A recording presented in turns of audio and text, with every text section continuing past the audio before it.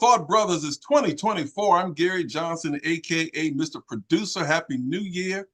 All of us are excited here. We got the crew here. We're gonna turn it over to each co-host, starting off with the researcher, the agitator, the cowboy fan. He might be in you might be in Dakota Prescott's den for all we know. Mr. Bill Spivey, welcome to the show. Happy New Year. You the one. Let's do it. Happy New Year, Gary. Happy New Year, Carlos. And Happy New Year, CJ. You know, it's a whole lot to talk about. It's so much going on right now. I mean, you got the president of Harvard University, Claudine Gay, that was forced to resign because she was not anti-Semitic enough. You got David Tepper, the owner of the Carolina Panthers, who just got fined $300,000 for throwing water on one of their patrons because he got upset because his team was losing. And you just had a super game between Alabama and Michigan won. And then the other game between Texas and Washington, which they won. Washington won, the Huskies. But how about them Cowboys? Carlos, I couldn't let it go. If Dallas wins on Sunday, they're playing the Washington Commanders on Sunday. If they win, I believe that they'll win the division. I'm listening to other podcasts today, and everybody's kind of rubber stamping Dallas to beat Washington. But I'm not gonna jump on that bandwagon because Sunday I was watching it. I think it was Saturday. I was watching Washington and the Jets game, and my wife and I left home. I think the score was 20-3, and we left home and we went to my daughter's, which was about 40 minutes away. And by the time we got there, Washington was behind by 3 points. And it ended up being a 28-30 game. So I'm not going to count Washington out. But it was very interesting. This morning, I listened to the Stephen A. show, and he and Swagoo got into a real heated discussion over Mahomes and Lamar Jackson as to who was the best quarterback. And Stephen A. is basically saying Mahomes is the best, even though he's having a bad year. And Swagoo is trying to say that Lamar Jackson is the best because of the way he's playing.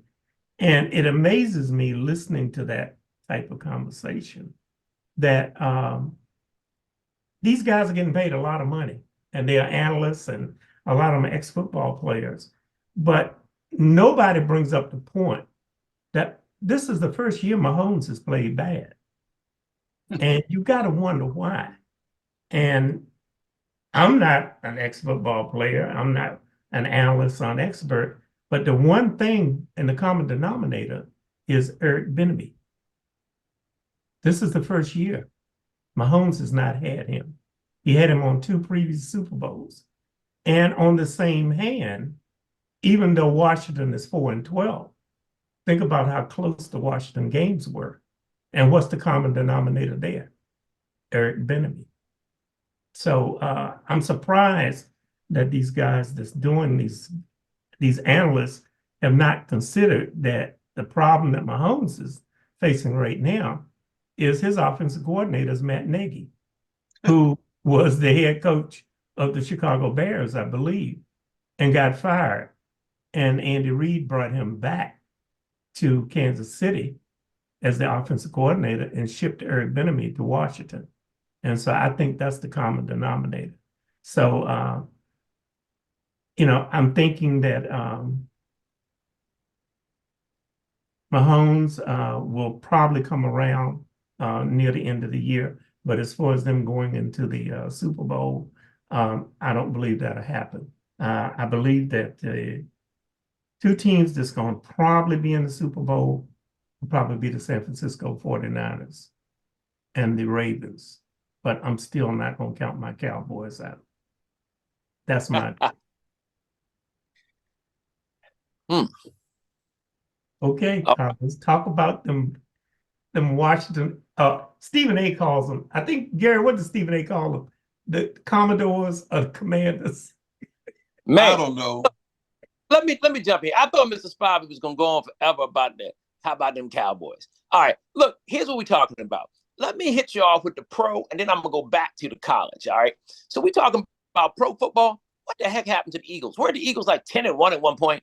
And now the Cowboys can win the division if they just beat a terrible team on Sunday. Now, here's the kicker, though. The Cowboys are what, 8-0 at home this year? They can't seem to win on the road.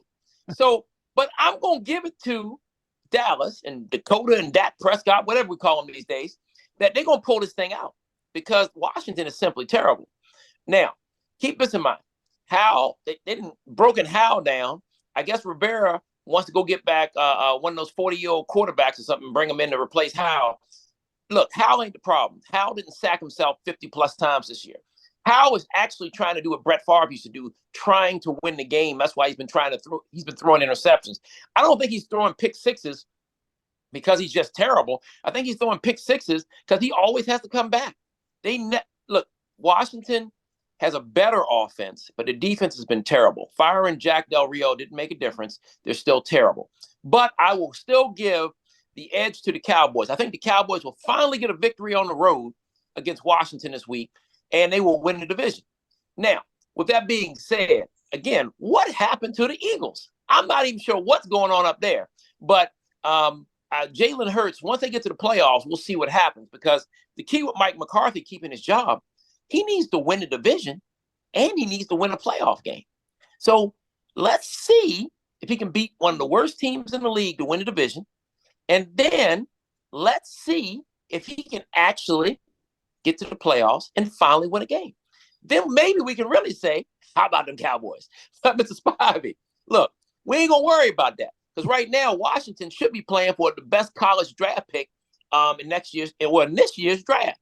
The problem we got is that, is it really going to make a difference? We picked Haskins, we picked Chase Young. They're not even with the team anymore. And rest in peace, Mr. Haskins. And Chase Young is out in San Francisco. So just getting a high draft choice will not make a difference, in my opinion, with Washington.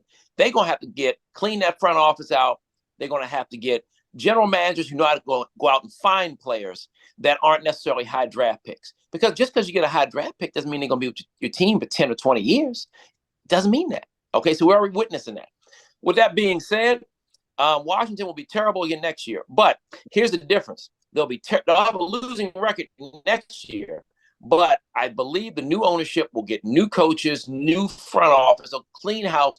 They'll get a bunch of young players in, and you'll probably see an upswing, right? You'll probably start to see progress being made. And they'll may actually have a respectable losing record. It sounds crazy, right? A respectable losing record. They might actually go, 6-11 now? Whatever it is for 17 games, So keep that in mind that Washington will get better. They're going to lose to the Cowboys, but they will get better in the upcoming season. That is my take on pro football this week. And also, I believe Buffalo is in a good chance to beat Miami, right? If Buffalo beats Miami, they win the division. Miami has faltered as of late. So the key comes down to, can Buffalo pull it off? So this weekend is really great in the NFL. I think Jacksonville's in the same situation. They win, they beat the Titans or whatever, and they win a division. With that being said, again, how about them Cowboys? We'll see. But Miami, the key, I think Miami's on that same boat with Philadelphia. They're on a losing streak because the Ravens handled them last week with ease, with absolutely no problem. But, in Howell's defense, even though I'm a Cowboy fan, in Howell's defense, and this has been a problem I've seen with Washington when you had RG3 there. Mm-hmm. Until Washington drafts some linemen that know how to block. I don't care who you put back there at quarterback, he's not going to be successful. You can put Patrick Mahomes back there, you can put Lamar Jackson back there. If they don't have a line to block for them, they're not going to accomplish anything. That was the same problem in the college game the other night with Michigan and Alabama. Mm-hmm. that quarterback got sacked 6 times in the first half.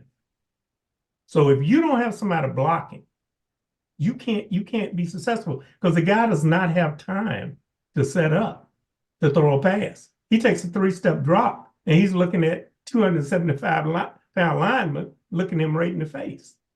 So until Washington gets a line, they're not going to be successful. Well, Mr. Spivey, I'm gonna tell you what my high school football coach said. He said, "Good blocking makes good running. Good running chews up the clock. Good running keeps the offense on the field and the defense off the field.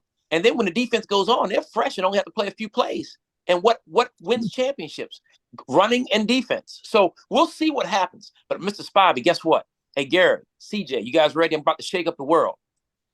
In the Super Bowl, yes, it will be the Baltimore Ravens versus the Detroit Lions. Woo! I'm going to call the Lions right now, right? They never been to the Super Bowl. They got a hungry head coach. Jared Goff is already still pissed off about being traded from the Rams. They got something to prove. I think they got more to prove than San Francisco. So I think Detroit is going to be the breakthrough team.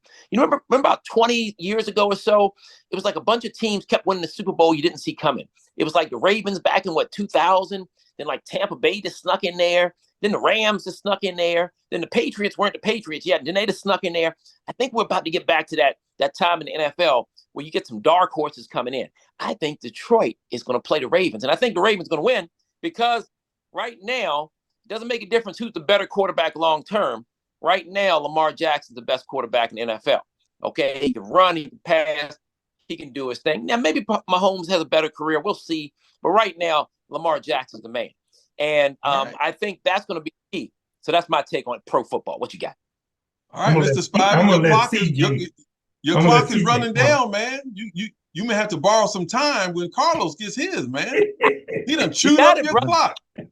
He done chewed up your clock, man. I'm gonna let CJ comment on that ludicrous prediction you just made.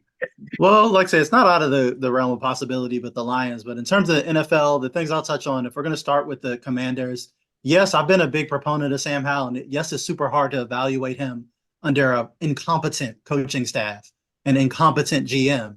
But at the same time, Jacoby Brissett has come in the game and had the team looking professional. He wasn't in there getting sacked immediately. He was in there diming his receivers, and the team immediately looked way better with Brissett every time he touched the field. So that is a knock against Sam, as much as I like Sam, and I think he's not gotten a fair shake. And also with the Bieniemy point that you made earlier, there's yes, Bieniemy was a change from Patrick Mahomes, but also every one of his receivers has plywood for hands right now up in Kansas City. Like, that is also a factor. If you're throwing the ball and hitting people right in the face mask and drilling them between the numbers and they can't catch the ball, it doesn't matter what you're scheming up as an offensive coordinator.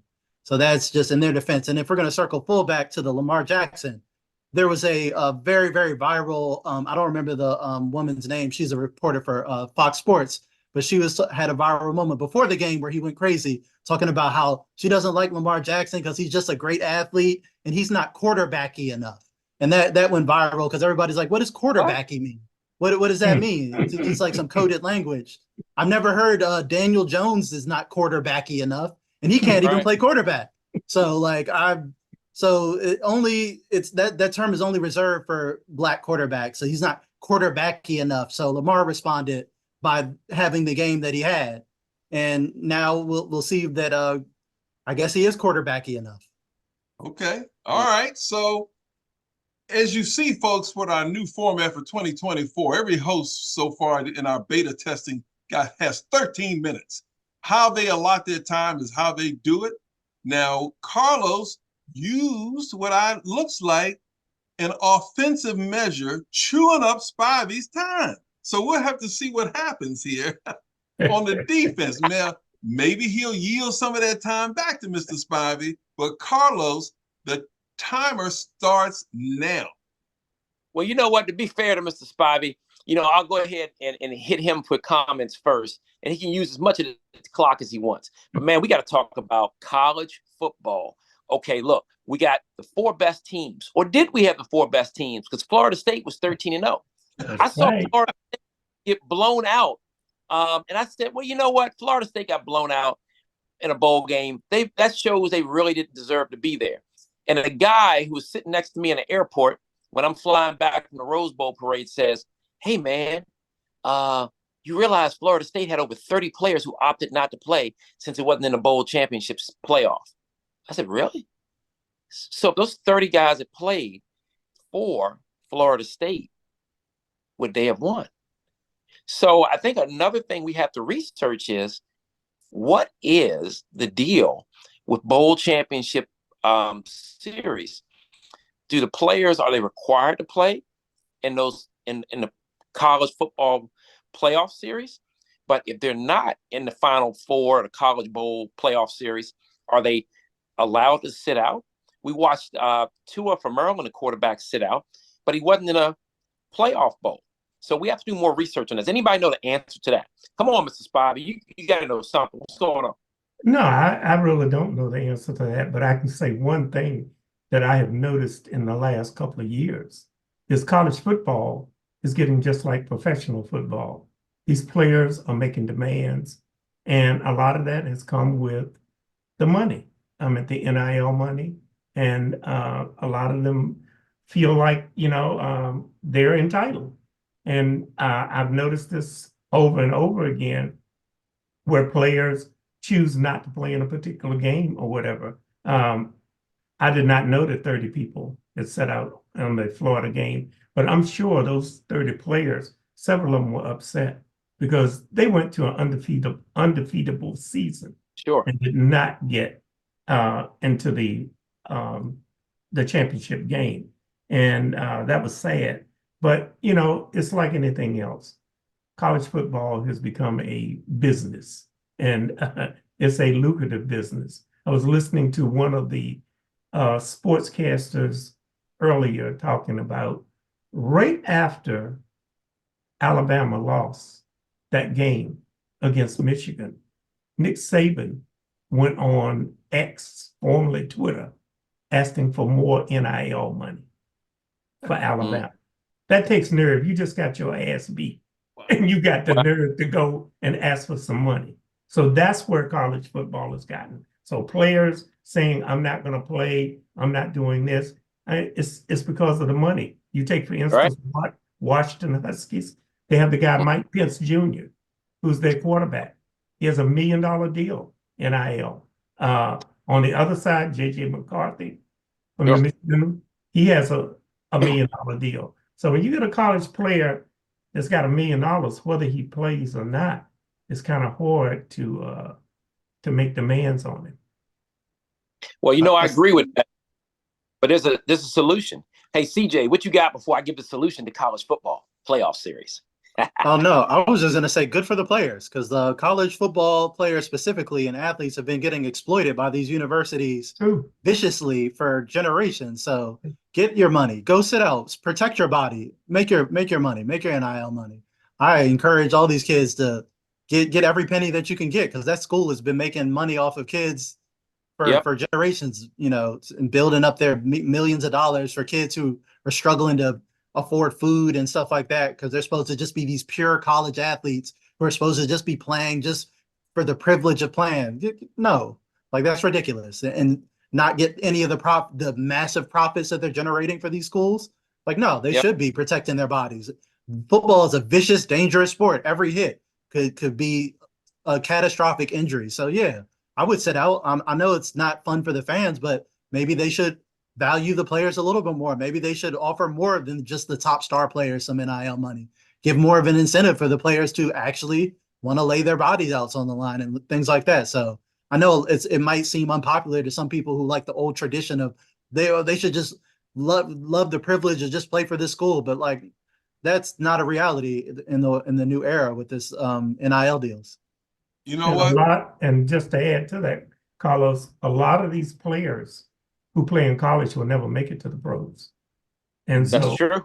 A lot of them should get paid. And I think that when something comes to mind, CJ is talking about these guys should get paid and how the colleges have made money off the athletes' back. One of the sports commentators I heard say it's amazing a state school like Alabama, the head coach get paid $10 million a year. As Oh, much he's the highest paid employee in the state. That's right. And this is a state school. Yeah. How about that? We had to quote an athlete, a former NFL athlete that we've had as a guest on this show. He once told me that when he played every Sunday, it was like being in a car wreck every week in terms of the impact on your body. So CJ makes a good point. It's not even anecdotal. Look at the amount of quarterbacks that are hurt this year, high profile players. Like, look at how many teams that started. Like, look at the Browns, look at the Giants, you can go through half. It's a third of the league without their starting quarterback. And it's like that every season. I think it's 14 of them, CJ, that is starting quarterbacks out. So when you come out of college now and you go to the pros as a rookie, you can look at possibly playing. Yeah, it's tough. Yeah, I met a guy a few years back, and I forgot what his name was. He was a reserve player. He said defensive tackle for the Ravens. And he said, look how big I am. And he was like 6'5", maybe like 300 pounds. And he looked like he was in shape. He looked muscular. And he said, man, I've had my shoulder torn out of socket like 3 times. I was like, what? He said, man, it's a vicious game. You just don't know what it's like. And I'm like, I'm looking at this guy who looks like the size of the Hulk. And he's saying this. So just imagine, what happens to most quarterbacks, even though you might have a quarterback like Peyton Manning is 6'5", but what's the average quarterback height? 6'2", 6'3", about 220 pounds. Those are pretty much average guys walking around, and they're getting hit by 300-pound linemen that are strong, muscular, and can bench press, 500 plus pounds so many times. So, it's a vicious game. I think that college football with the NIL money is, definitely helping out. And I think it also helps some of the athletes to stay in school. You don't necessarily have to try to go pro if you can make money in college. And what that does, it gives you an opportunity to also earn a degree and get paid. And if you go to trial for the NFL and you don't make the team, at least you made some money and you got a degree now. So I think that opens up a great deal. But I was looking at ESPN this afternoon, and I saw how the transfer portal, I think for all quarterbacks, all players in the country is crazy. I think that starting quarterback for the Kansas State was it Wildcats or something? Or K-State, we'll say K-State Wildcats. He's in the transfer portal. I think there was a quarterback for Liberty or something. It's in the transfer portal, and he was formerly coached by a coach at a big school. So now college football basically has like a free agency with this transfer portal thing. So we thought it was just Deion exploiting it and his players, going from Jackson State to, Colorado. But no, I mean, it looks like everybody's now in this transfer portal thing. That's going to shake up college football. And the NIL money is already shaking it up a little bit. But I think in general, what's going to happen is you're going to get players staying longer. I think quality college football is already quality, but I think the quality is going to get even stronger because now you got guys who would have gone to the NFL that are staying in Division I college football. So the games are just going to get more competitive and they're going to get stronger. You're looking at situations, though, we're definitely going to have to research the Bowl Championship Series playoff format to see if the players are required to play in that. Because to my knowledge right now, no players are sitting out of those Bowl Championship games. But again, if they're not in the Bowl Championship Series games, players are sitting out left and right. So we'll have to see how that goes. I think the big thing we have to look at is the solution for college football. They have 5 major conferences. You're looking at, obviously, the SEC, Big 10, Big 12, the Pac-12, and obviously the ACC. You get 5 major conferences, but then you only have the top 4 teams basically play in the college bowl playoff system. So I guess they didn't anticipate that out of the 5 conferences, all of them would have either 1 loss or 0 losses, which would mean all 5 would be eligible in a 4-team format. So that threw chaos. They just didn't expect for it to plan for it. But now I hear starting next year is going to be 12 teams.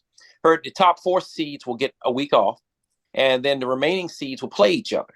So once they play each other, that gets you right back to narrowing down the field.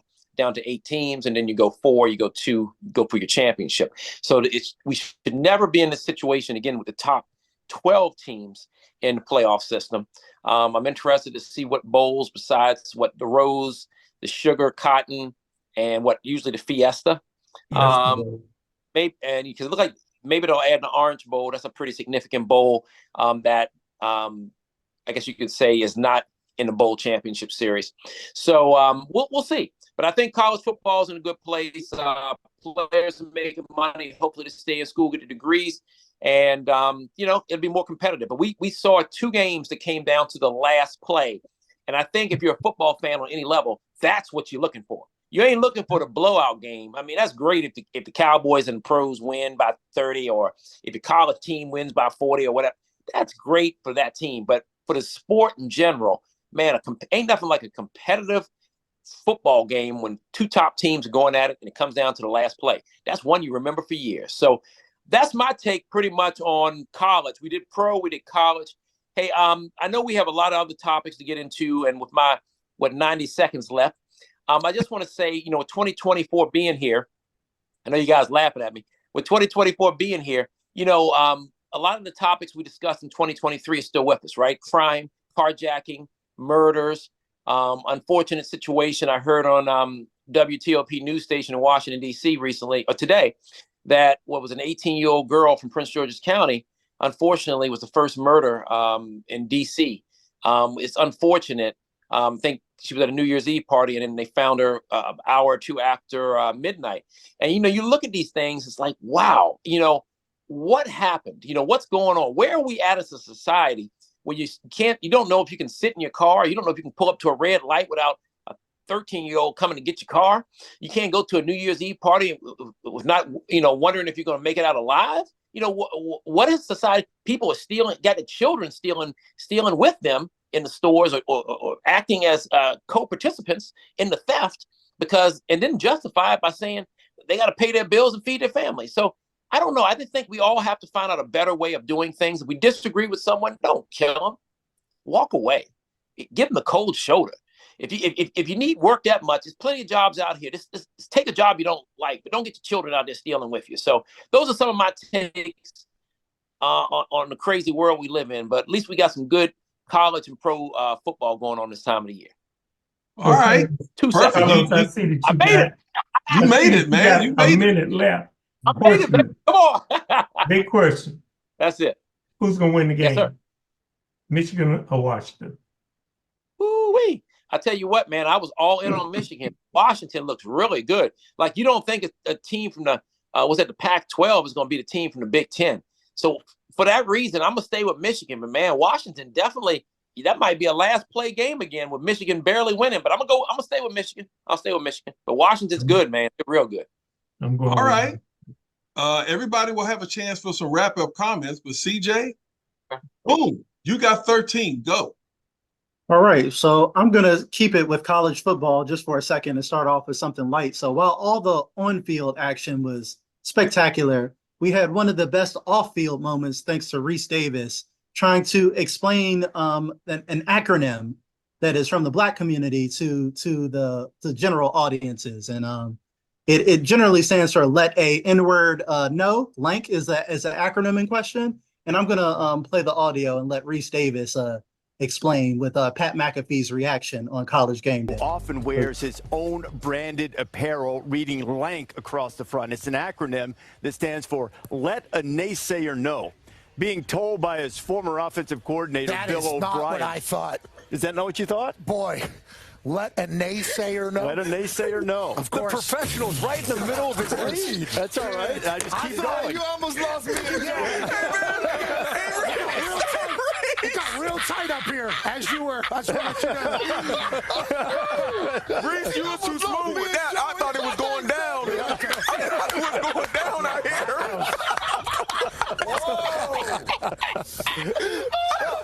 I looked over and did. Oh, sorry about it. Let a naysayer know. Let a naysayer know. Naysayer know. That's what we thought the whole time. So that clip is went a little viral for just for the comedy of it. And so if you hear anyone referring to someone as naysayers this weekend, that is where that vernacular comes from. Reese Davis nearly gave Pat McAfee a heart attack on the stage, not being prepared, thinking he was gonna let that N-word fly out there on College Game Day.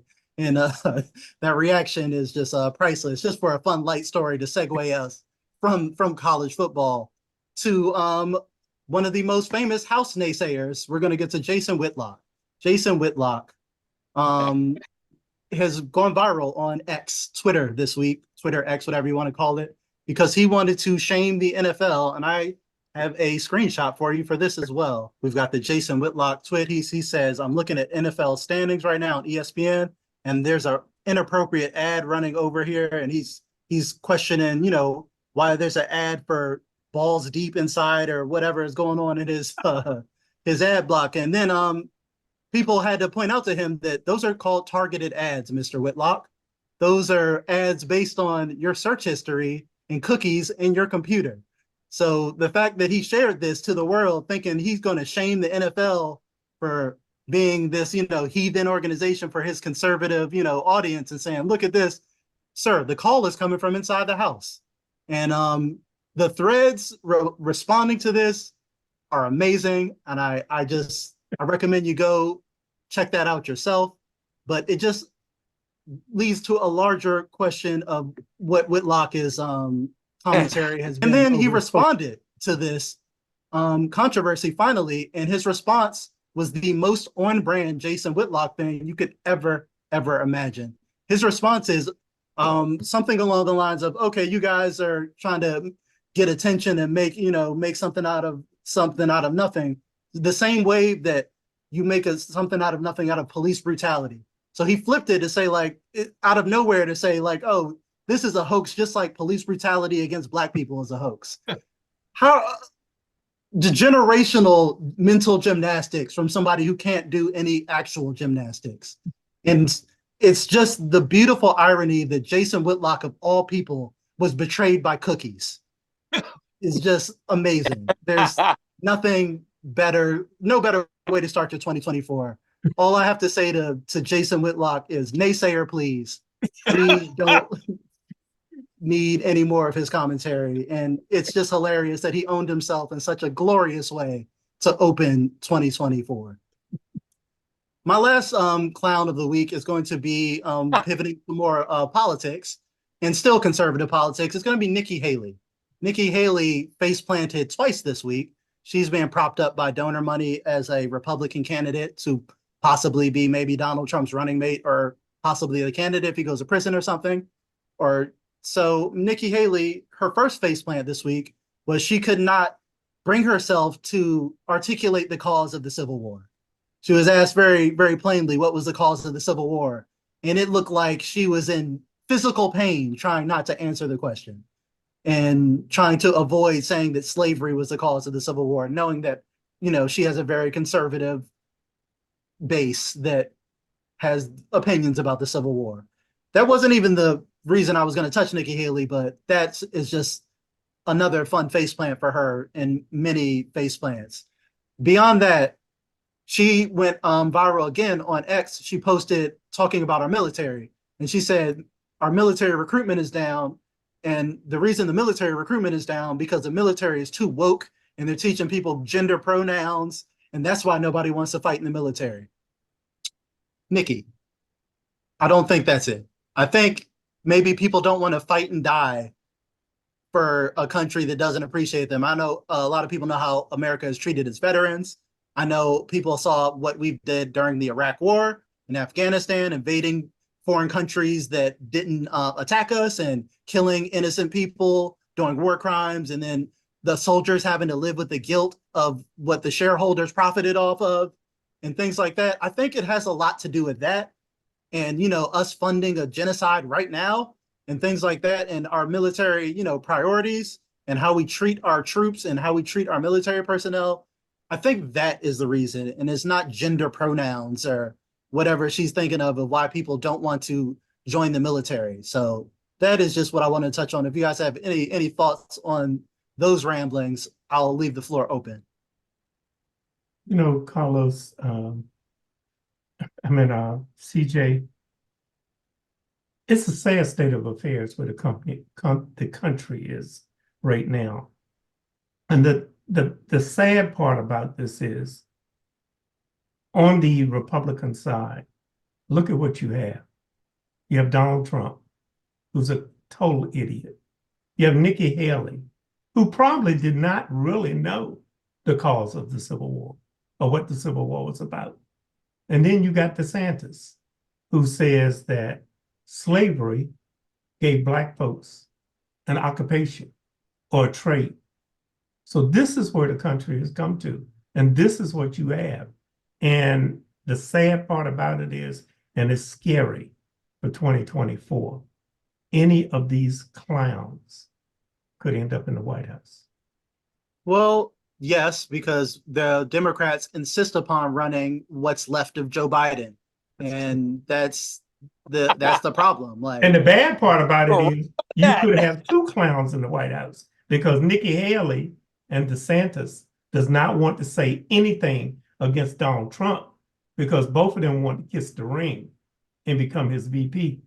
So you could end up with Donald Trump and Nikki Haley in the White House, or Donald Trump and DeSantis. I don't believe you would end up with Donald Trump and DeSantis, because DeSantis would upstage Donald Trump. And Donald Trump is not going to have anybody around that can get more press and more attention than him. yeah, DeSantis has his own problem that he can't even form a smile like a human being. Like, he is struggling with this whole personality and these weird, cringy, painful looking fake smiles. Like, he has a consultant in his ear and the earpiece, like, smile, for the love of God, smile like a human. And he's just like struggling to just look normal. So I don't know what's going on with DeSantis, but his poll numbers are nowhere. They're going nowhere. Like I said, no one's within like 50 points of Donald Trump on the Republican side. So as you said, all the posturing for their primary is basically to be his vice president at best. Nobody really has a shot on the Republican side, but that's a even worse problem on the Democratic side, because they refuse to even have a primary at a time where they badly need to have one. Sometimes if you have a strong incumbent president, then you don't need to have a primary because he's going to win anyway. I understand that. You have the most historically unpopular president, and he's 1,000 years old, and you're still not going to have a primary? That's insane. And it sounds like they would rather lose the country than lose their grip on power. There's no way that anyone thinks that Joe Biden is the best person to be running the country. I wouldn't trust Joe Biden to be my Uber driver. I wouldn't trust Joe Biden to bag my groceries right now. I like, no offense, he's just old. Just pack it up. He just needs to chill, live out the rest of his day. It's not even like a political critique. He's just actually really old to be having the most stressful job in the world, trying to run a country. It's kind of ridiculous when he can't find his way off stages and, complete coherent sentences. So I think it's a big factor of why America is going the way it is. They're gaslighting people, and people know that this is ridiculous. Everyone can see that this is ridiculous. Trump versus Biden again, and this is likely the matchup we're going to have. This is insane. This is parody. This is beyond anything someone could write in a TV show. So people are losing hope because it's getting dystopian. The economy is terrible. I went to the grocery store. Now grocery stores don't give you bags anymore. There's every little way that corporations are trying to cut costs. People are nostalgically posting McDonald's menus from like 10 years ago when things were affordable, when they had a $1 menu. Like, things are terrible right now. And rent is just vastly unaffordable, and no one has any real solution to these problems on either side of the aisle. So people are getting very frustrated. They feel hopeless because the people that are supposed to help us are running the clown show. There's the George Santos type people running around Congress, and all this going on while people materially need help. And then you can't convince the people that need help that Joe Biden, after 4 years of doing nothing, is going to help you now. So that's where we're at, and I think why the sentiment of the country is so frustrating. CJ, man, I totally agree with you, man. I think Joe Biden is now making appearances. When he makes an appearance, is now making an appearance with two guys standing behind him, holding him up.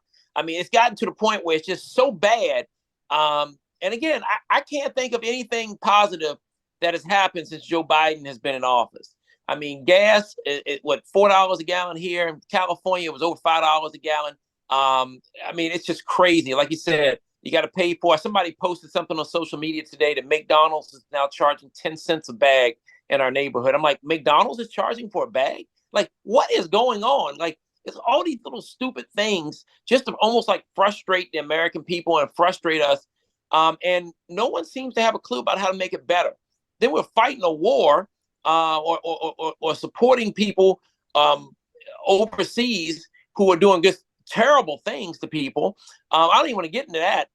So again, it's just so many things for us not to be proud of right now. I think the bottom line is maybe Joe Biden's a better guy than Donald Trump, right? We know, to me, Trump is just he's just crazy. But I will say this: at this point, I just think we need somebody new, man. Chris Rock or Dave Chappelle for president. I'm out. Okay. All right. We got down to our 13. Now we're going to wrap it up. Okay. We talked about all these other things. Now everybody can just give their final comments. We're back to the Mr. Spivey. Go. I'll leave it at this with the 2024 is going to be an interesting year with a lot of stuff going on. We got a guy who could possibly end up being the president again that's facing 91 charges. You got two other idiots that could possibly be his VP running mate. You have a very, very nice young lady by the name of Claudine Gay, who was the president of Harvard University. And she ended up being the shortest tenured president of Harvard University, simply because when she testified before Congress, she didn't seem super anti-Semitic. You know, you all joke me and call me the researcher. I tried to do some research, and I have not found anywhere where anyone has lost their job for not being anti-Black. So, you know, I'll leave it at that. With what's going on right now in this country, I just think we're in a shit show, and hopefully things are going to get better, but I'm not optimistic. And I'm a person who usually tries to look on the bright side of things, but with the carjackings, the murders, look like every other day there's 2 or 3 people getting murdered. And now we're coming into 2024, and we're going into the election in November. And also, I'm gonna bring up this point.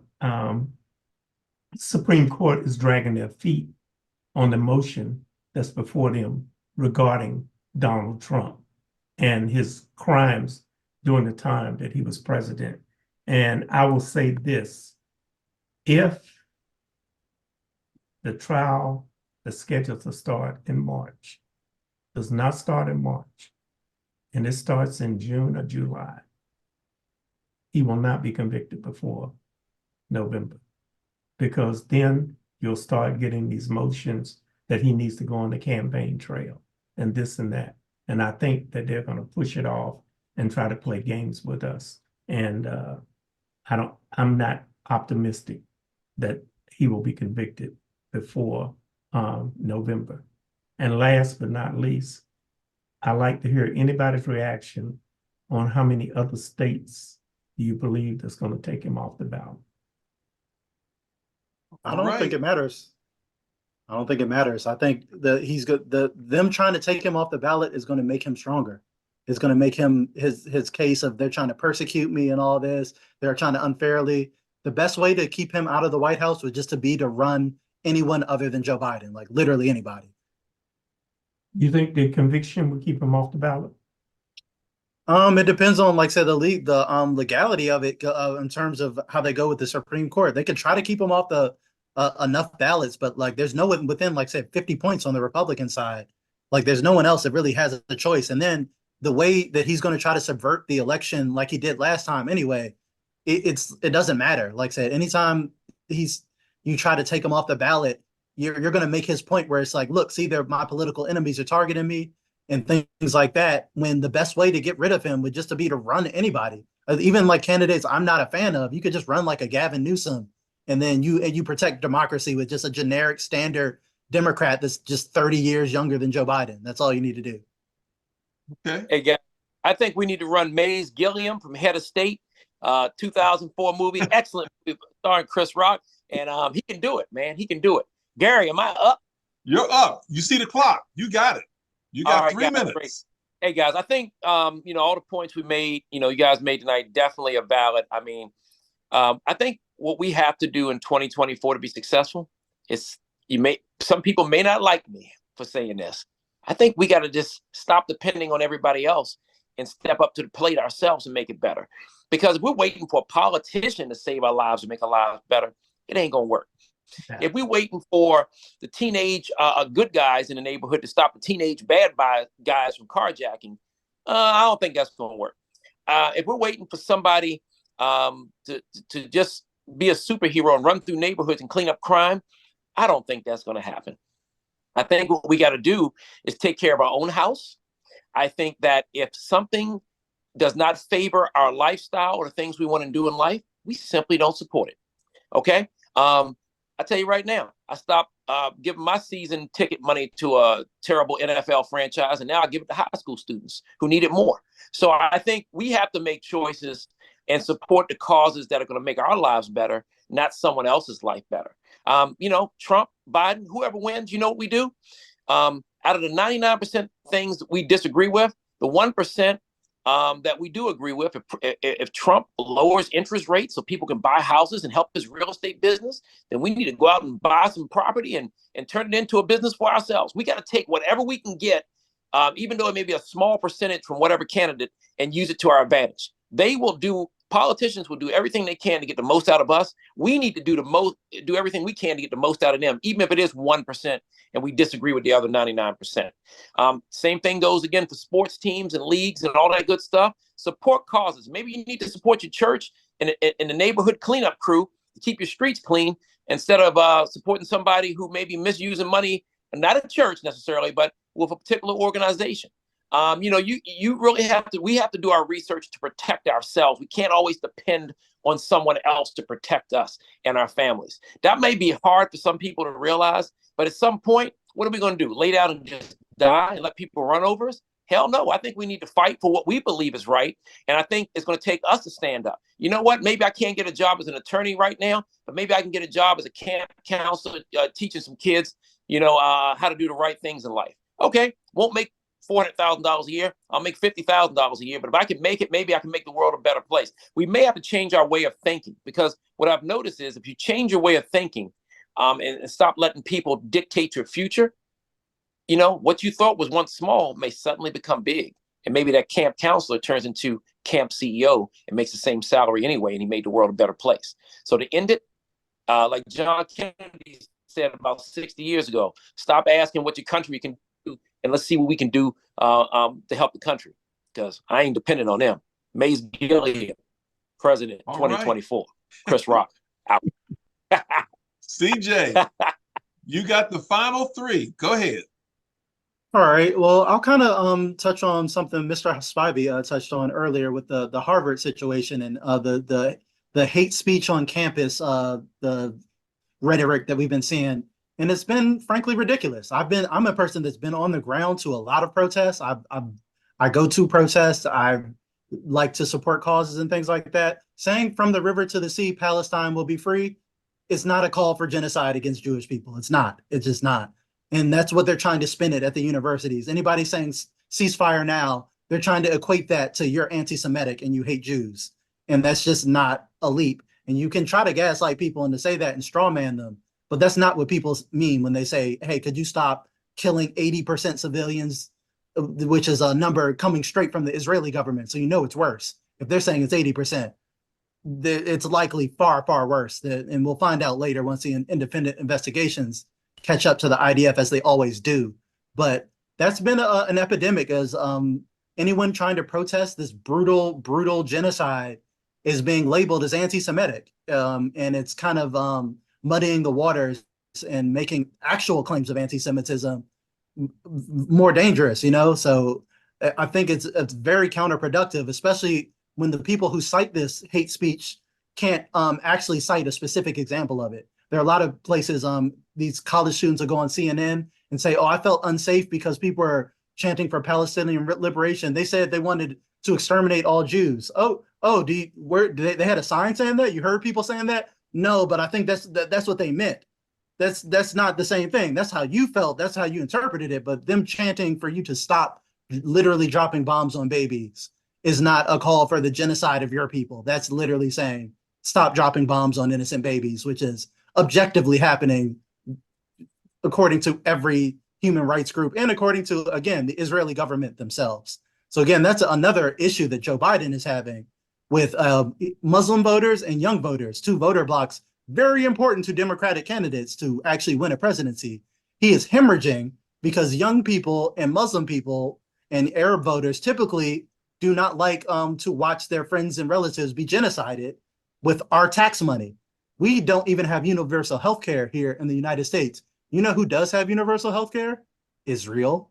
Israel does, and we have money to give to them to go drop bombs. So that's why people who, say, oh, this doesn't matter to me, I don't care about this. It does, because it's our money that we should be using for healthcare and education and to tackle these crime problems and all these things. We're using that money to give to Israel to indiscriminately slaughter a disproportionate amount of innocent people. So that's where we're at there. Right on time. Oh my goodness. Ladies and gentlemen, this is our first show from 2024, and we jam-packed it. So you can unpack it. You can see this show on the Thought Brothers website at thoughtbrothers.com. You can also see it on Black Men in America. We're going to give you some time to pause and digest this. But until next week, we are the Thought Brothers, and we are out of here. Right. Good night. Good night, everyone.